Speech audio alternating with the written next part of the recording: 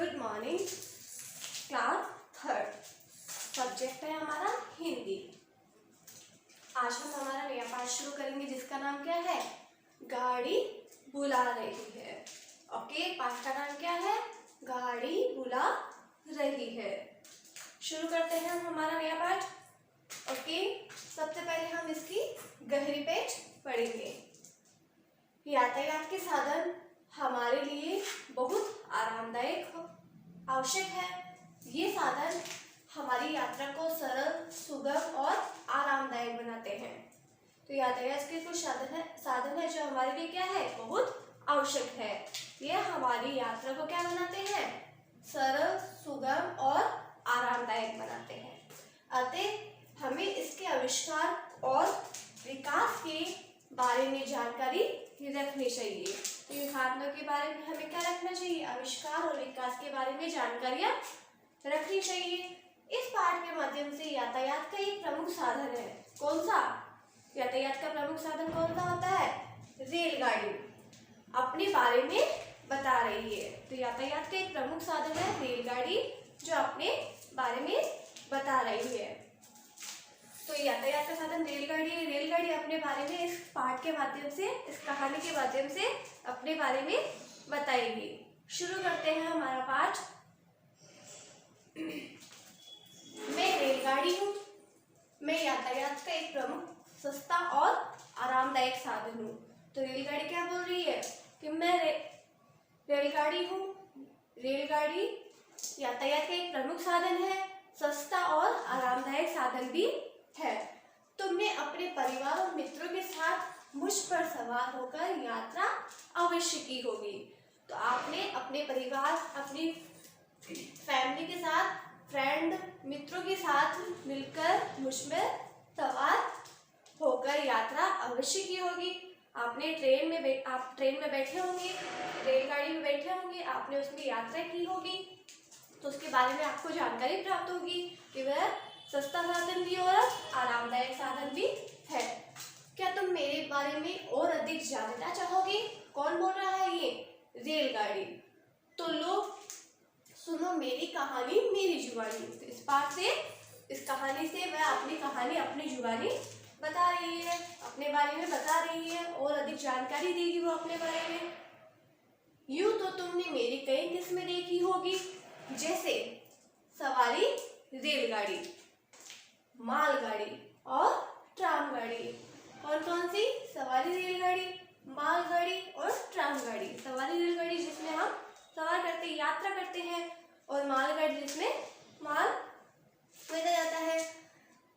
इतनी विविधता के बाद भी एक चीज सब में समान है। इतनी विविधता के बाद में एक चीज कौन सी समान है? वह है हमारी पटरी।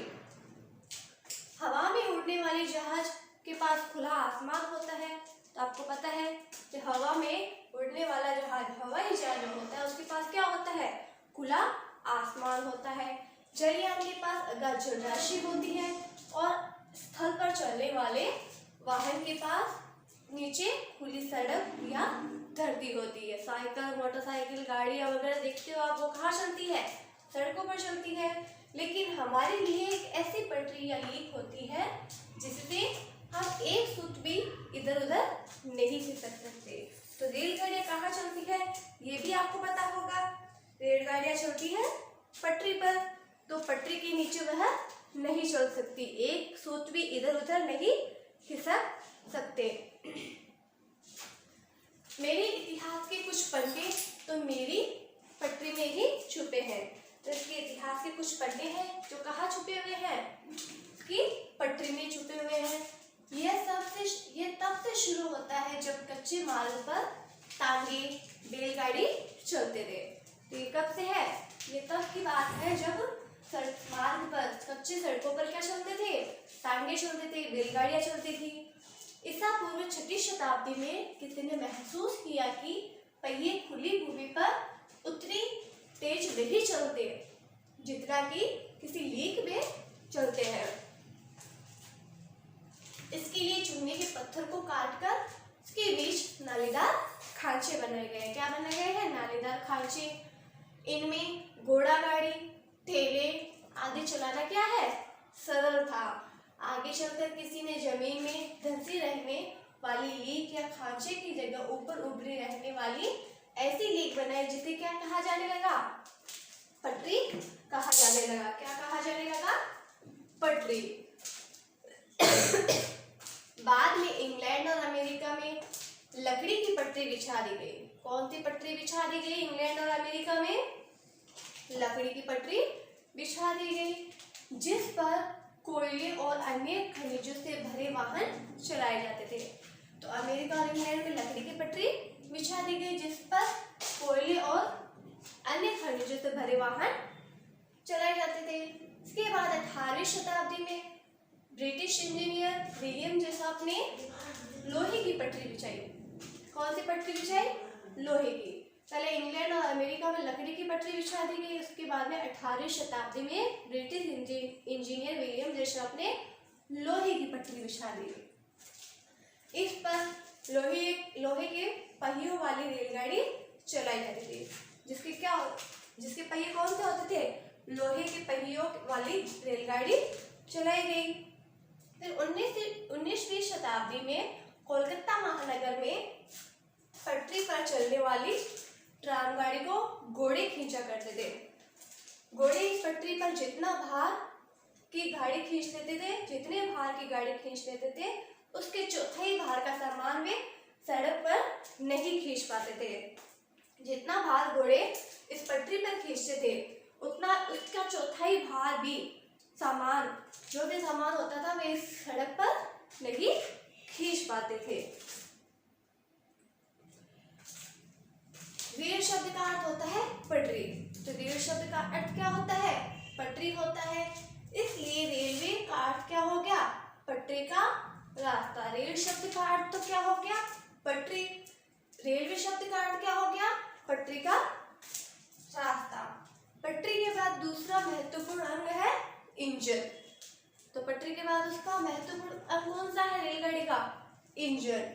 चलिए अब इसके बारे में भी बता दूं। आज हम इतनी ही कहानी पढ़ेंगे, इसके आगे की कहानी हम नेक्स्ट वीडियो में पढ़ेंगे। तो एक बार वापस रिवीजन कर लेते हैं। रेलगाड़ी के बारे में बताया गया था कि रेलगाड़ी क्या है? एक यातायात साधन है जो हमारे लिए क्या है? आरामदायक है, सरल और सुगमदायक बना देती है। इसका आविष्कार और के बारे में जानकारी रखनी चाहिए। पाठ के माध्यम से यातायात के प्रमुख साधन रेलगाड़ी के बारे में बताया गया था, जिसमें आपने सफर या यात्रा की होगी अपने परिवार वालों के साथ, अपने मित्रों के साथ। क्या तुम उसके बारे में अधिक जानना चाहोगे? तो रेलगाड़ी अपने बारे में और भी जानकारी देना चाहती है, तो उसने अपनी कहानी अपनी जुबानी से बतानी चाहिए। यूँ तो आपने रेलगाड़ी की बहुत किस्में देखी होगी, सवारी गाड़ी, मालगाड़ी, ट्राम गाड़ी, बहुत सारी किस्में हैं। इसमें एक चीज समान बताई गई थी। क्या चीज समान बताई गई थी? हमारी पटरी। वह क्या थी? पटरी। हवा में उड़ने के लिए खुला हवाई जहाज का उड़ने के लिए क्या होता है उसके पास? खुला आसमान।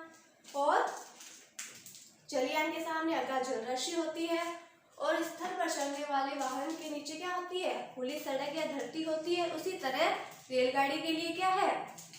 पटरी। जो कहाँ चलती है? पटरी पर ही चलती है। इसके इतिहास के कुछ पन्ने इसकी पटरी में छिपे हुए थे। ये तब से शुरू होता है जब कच्चे मार्ग पर क्या चलते थे? बैलगाड़ी तांगे चलते थे। ईसा पूर्व 6वीं शताब्दी में महसूस किया कि पहले खुली भूमि पर उतनी तेज नहीं चलते थे जितना कि किसी लीक में चलते थे। चुनने के पत्थर को काट के उसके नालीदार खांचे बनाए गए थे। घोड़ा गाड़ी, ठेले आदि चलाना सरल था। इसके बाद में इंग्लैंड और अमेरिका में क्या कौन सी लकड़ी बिछाई? इंग्लैंड और अमेरिका में लकड़ी की पटरी बिछा दी गई, और 18वीं शताब्दी में इंजीनियर विलियम जेसॉप ने लोहे की पटरी बिछाई। फिर लोहे के पहियों वाली रेलगाड़ी चलाई गई। लोहे की पटरी बिछाने के बाद उस पर कौन सी रेलगाड़ी चलती थी? लोहे की पहियों वाली रेलगाड़ी चलाई गई। 19वीं शताब्दी में कोलकाता महानगर में पटरी पर चलने वाली ट्राम को घोड़े खींचा करते थे। कौन खींचा करते थे? घोड़े।